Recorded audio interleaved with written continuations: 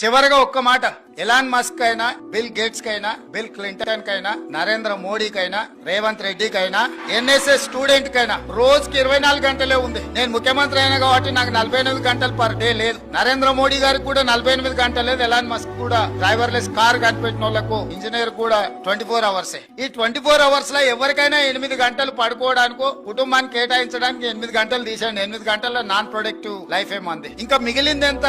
16 hours. ఈ 16 గంటల్ని ఏ vertical కింద మీ life ను డిజైన్ చేస్తారో, డిఫైన్ చేస్తారో, ఫోకస్ చేస్తారో, ఆ 16 గంటలలో మీరు చేసే పనిని బట్టి మీరు ఒబామా కావచ్చు, మీరు బిల్ గేట్స్ కావచ్చు, బిల్ క్లింటన్ కావచ్చు, నరేంద్ర మోడీ కావచ్చు, రేవంత్ రెడ్డి కావచ్చు, లేకపోతే జితేందర్ శ్రీనివాస్ రెడ్డి కావచ్చు. ఈ 16 గంటలలో మన లైఫ్ లో మనం ఏం పని చేయాలనుకుంటున్నాం అనే దాన్ని బట్టి మనం ఏమైతామో డిసైడ్ అవుతుంది. అది కూడా పర్టికులర్ గా 16 ఏళ్ల నుంచి 25 ఏళ్ల లోపల మనం వేసుకున్న రోడ్ మ్యాప్ మిగతా లైఫ్ అంతా పనికొస్తుంది.